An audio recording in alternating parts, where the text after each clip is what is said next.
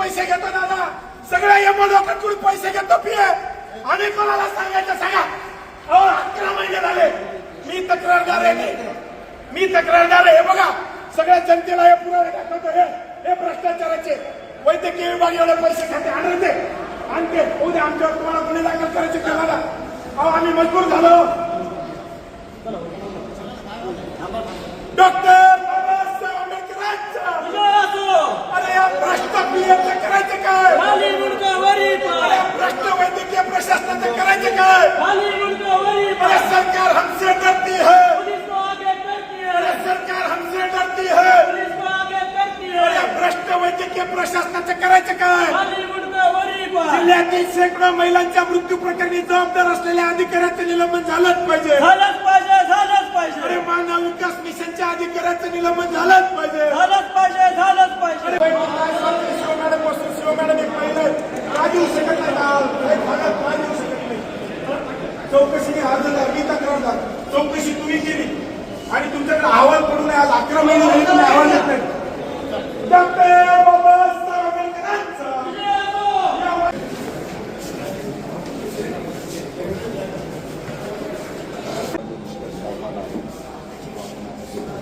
आम्हाला निष्कर्ष अहवाल मान्य नाही साहेब.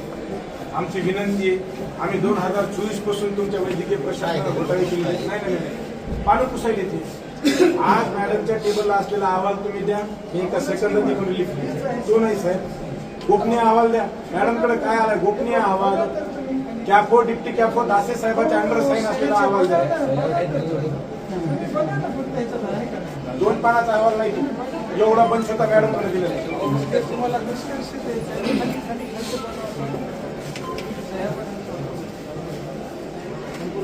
त्याच्या अगोदरच्या संपूर्ण विनंती दादा आम्हाला माफ करा. मॅडमनी जो अहवाल कॅफो डिप्टी कॅफोनं जी संचिका दिली ती सगळी संचिका मिळत असेल तर आम्हाला उपोषणापासून परावर्त करा. नाही आमचा जीव जाईपर्यंत आम्हाला संचिका संचिका आहे. इथं गंगाधरच शक्तिमान आहे. लय जामलं टीव्हीची शेजारी बसणार ते घेऊन या. पटपट लय निघणार आहे. अजून लय मोठं जबर नाही. इतक्यानं साहेब सुरुवात नाही झाली. तुम्ही नवीन नाही दादा हे मान्य नाही. हे मान्य नाही. निष्कर्ष मान्य नाही. मला तुम्ही इथून उचला, जेलला टाका, तुरुंगात टाका, काय कुठे टाकायचे टाका. मी लोकशाही मार्गाने बाहेर आलो. हे कोणाला शिवीगाळ करीना. मी ते कोणाला अतिरिक्त कोणता करीना.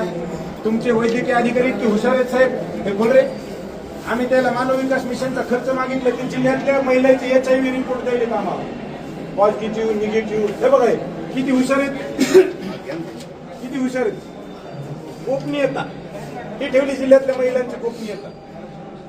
अरे तुम्ही गंगाधर शक्तिमान आहेत सगळे. द्यायला जे लागते ते सगळा अहवाल द्या. आम्हाला काय शासन असेल हे आंदोलन केल्या प्रकरणी आम्ही ते भोगायला तयार आहे. तुम्ही लोकांच्या बायकाचे असे अहवाल हे करता साहेब बघून घ्या. बघा साहेब हे बघा हो आमची काय चूक आपल्या जिल्ह्यातल्या माय बहिणीत हे निगेटिव्ह पॉझिटिव्ह रक्त लघवी हे देता येते का? सांगा साहेब कायदा आहे का? हे कायदा आहे का? हे का वैद्यकीय प्रशासन? कसे भरती केली तुम्ही क्लर्क शाळे मागची धोरा मागे नाही तिकडे माळाला शाळे हाकायला घेऊ नका. करायला काय काम नाही ते. वाटून घेऊ सगळं कमिशन. हेच आमचं मानव विकास मिशन. वाटून घेऊ सगळं कमिशन. हेच आमचं मानव विकास मिशन. वाटून घेऊ सगळं कमिशन. हेच आमचं मानव विकास मिशन. वाटून घेऊ सगळं कमिशन. हेच आमचं मानव विकास मिशन.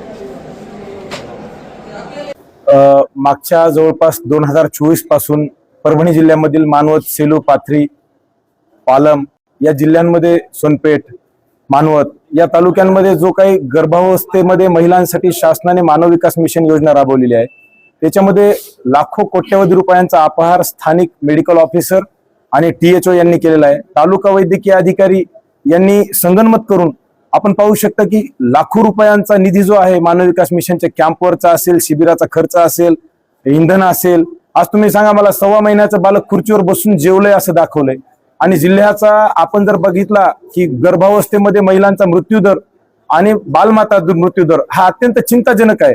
आणि याकडे आम्ही मानव विकास मिशन आयुक्तालयाकडे, विभागीय आयुक्तांकडे ज्यावेळी तक्रार केली 2024 मध्ये, त्यावेळी त्यांनी माननीय मुख्य कार्यकारी अधिकारी जिल्हा परिषद परभणी यांना तात्काळ विशेष समिती नेमून कॅफो डिप्टी कॅफो यांनी जो अहवाल दिलेला आहे चौकशी अहवाल तो मागच्या 11 महिन्यापासून CO मॅडम अर्जदार आहे ना त्याने आम्हाला देखील देत नाहीत आणि जनतेत देखील तो प्रसारित करत नाहीत.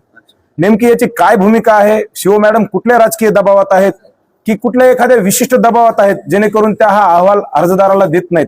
त्यासाठी केले, मोर्चे केले. संबंधित प्रकरणामध्ये शेकडो महिलांचा मृत्यू झालेला आहे. मानव विकास मिशनवर वैद्यकीय अधिकाऱ्यांनी कोट्यवधी रुपयांचा अपहार घडून आणलेला आहे. मग मॅडम कारवाई का करत नसतील हे आम्हा कार्यकर्त्यांना पडलेला संभ्रम आहे. म्हणून आज अशा पद्धतीने आम्ही मागच्या 8 दिवसापूर्वी आम्हाला पत्र दिलं, 7 दिवसामध्ये आम्ही माहिती देऊ. आजचा 13वा दिवस आहे. आमच्याकडे कुठलाही आदेश मॅडमचा अधिकृत आला नाही. या उलट मॅडमकडे गेला असता उडवाउडवीची उत्तरे मिळतात. म्हणून आज आम्ही अशा पद्धतीने अनोखं अन्नत्याग उपोषण माननीय मुख्य कार्यकारी अधिकारी जिल्हा परिषद परभणी यांच्या कार्यालयासमोर बसलेलो आहोत. मी आणि माझा सहकारी मानवतचा तालुका अध्यक्ष अंकुश जोडपे देखील माझ्या सोबत आहे. आम्हाला इथून अहवाल मिळेपर्यंत, चौकशी अहवाल मिळेपर्यंत आम्ही इथून उठणार नाही, जेणेकरून माझ्या जिल्ह्यातील हजारो शेकडो गरीब कुटुंबातील महिलांना न्याय मिळावा, मृत्यू पश्चात त्या बालकांना व महिलांना न्याय मिळावा अशी प्रामाणिक इच्छा घेऊन आज आम्ही मुख्य कार्यकारी अधिकारी जिल्हा परिषद परभणी यांच्या समोर बसलो आहोत. आपण भ्रष्टाचाराचे देखील आरोप केलेले आहेत. Yes. आणि इतक्या मोठ्या सगळ्या प्रमाणात आपण कागदपत्रांची केलेली आहे. तरी सुद्धा जर होत नसेल तर मग त्याला काय म्हणा, प्रशासनाची हलगर्जीपणा म्हणा, काय म्हणा?